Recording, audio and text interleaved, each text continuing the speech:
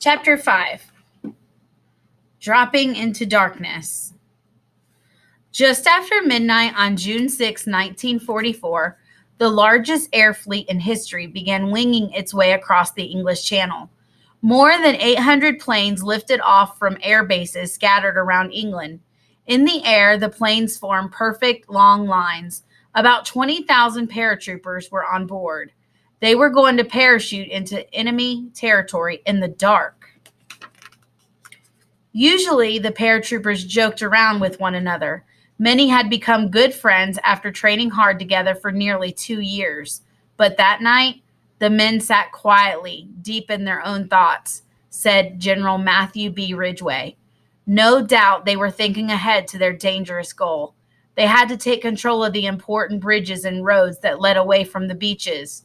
These routes were the only way the Allies could move big numbers of troops inland, and right now they were heavily guarded by Germans.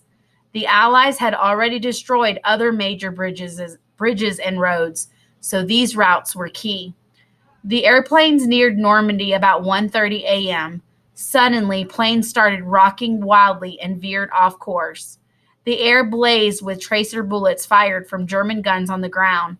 Blue, green, and yellow streaks lit up the sky like fireworks. Soldiers lurched inside as their planes took hits. The shells sounded like someone threw a keg of nails against the side of the airplane, said Sergeant Dan Furlong. Airplanes turned into death traps.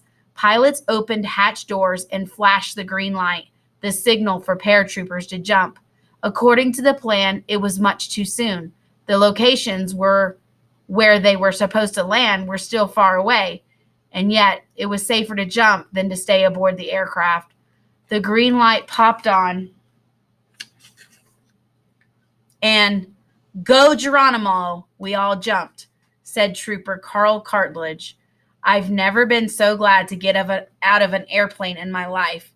Chaos filled the sky. Thousands of planes were swerving off course, trying not to collide. Enemy machine fire caught troopers in the air. Burning aircraft exploded and plunged to earth. Troopers landed all over, in fields, trees, and barns. Hardly any ended up at the correct spots. Some troopers hit the ground at high speeds. They stayed black and blue for days. Landing in water was even worse. Paratroopers plunged into fields that the Germans had flooded in order to block the advance of Allied troops. Fighting for their lives, soldiers struggled to break free from heavy gear and tangled chutes. Hundreds drowned. 17-year-old Ken Russell dangled from the roof of a village church. Ken had lied about his age in order to join the army. In Normandy, he managed to free himself and jump 20 feet to the ground. Then he went into combat on his own against Germans firing at Allied planes. Later, he met up with more paratroopers to attack German gun sites. Thousands of other troopers also landed alone and lost in the dark. The men were supposed to link up with their units as soon as they were on the ground. On D-Day, however, for most, this never happened.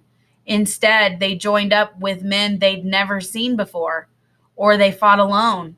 They fought Germans wherever they found them, inventing attack plans on the spot.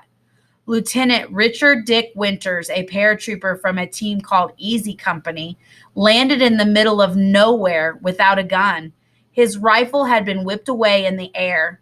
Winters unstrapped the knife from his ankle and set out to find the 32 men in his troop.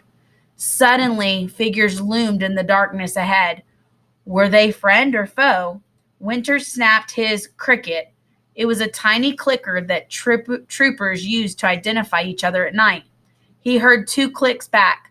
Click, clack, click, clack. Good. That meant Allied troops. Luckily, Winters had found 5 men from his own troop, Easy Company. Eventually, 13 men of Easy Company linked up on D-Day. Their commander was missing. He died when his plane exploded. So Winters became their leader. The small force captured 4 big enemy cannons that were tearing up Utah Beach. even though the Germans guarding the tanks outnumbered them 4-1. The brave efforts of paratroopers met with other successes. German soldiers couldn't make sense of the scattered attack pattern, and they failed to counterattack. Most important, the paratroopers seized key exit bridges and roads. However, by the end of D-Day, the paratroopers had suffered a terrible toll. About 1 out of 5 was killed, wounded, or taken prisoner. As a result, the U.S. military never had troops parachute in at night again. Silent wings.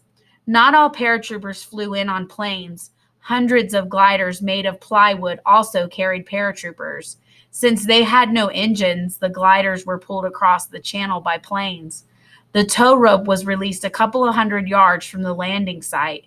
From there, glider pilots steered the drifting planes the rest of the way to the ground. Just after midnight on June 6, gliders landed only feet away from 2 major bridges over the Cayenne Canal or Orne River. Stunned German guards soon surrendered the bridges, giving the Allies their first victory on D-Day.